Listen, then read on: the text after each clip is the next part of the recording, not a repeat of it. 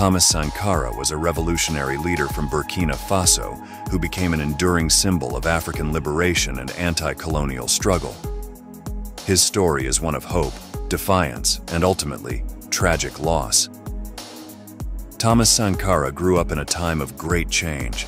As a young man, he joined the military, where his intelligence and leadership skills quickly set him apart. However, it wasn't just his military prowess that distinguished him. It was his political consciousness.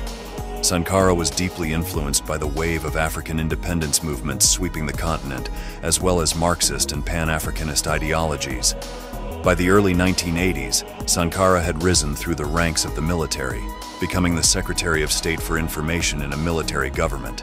However, his outspokenness and views soon made him a target for the regime. In 1982, he was imprisoned for his criticisms, but this only increased his popularity among the people, who were tired of the corruption and stagnation that had plagued the country. On August 4, 1983, a group of young officers, inspired by Sankara's vision, launched a coup d'etat. Sankara, then 33 years old, became the president of Upper Volta. One of his first acts as leader was to rename the country Burkina Faso, which means land of upright people in the local Mossi language. It wasn't just a symbolic change, it was a declaration of a new beginning. Sankara embarked on an ambitious program of social, economic, and cultural reforms. He nationalized land and mineral resources, launched massive vaccination campaigns, and prioritized education and literacy. His government promoted women's rights, banning forced marriages and female genital mutilation, and appointing women to key positions in government. He also cut his own salary, sold off the government's fleet of luxury cars, and lived a modest life, leading by example in the fight against corruption.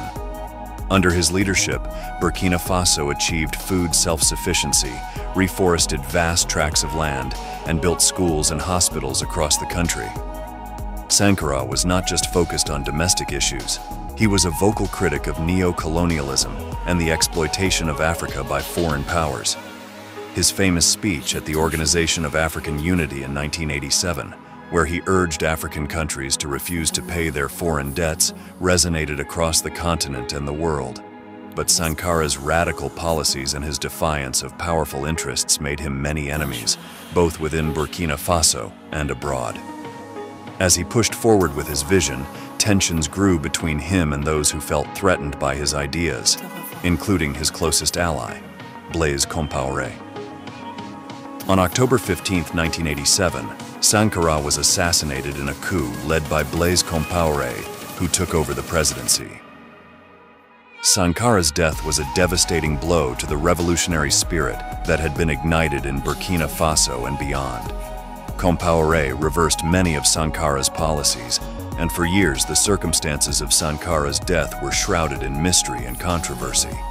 Despite his untimely death, Thomas Sankara's legacy endures.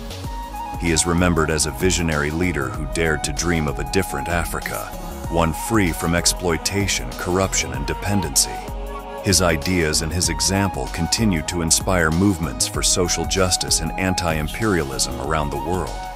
Thomas Sankara's story is a powerful reminder that true leadership is not about power, but about service to the people, and that the fight for justice and dignity is never in vain, even in the face of overwhelming odds. Please like, share, comment, and subscribe.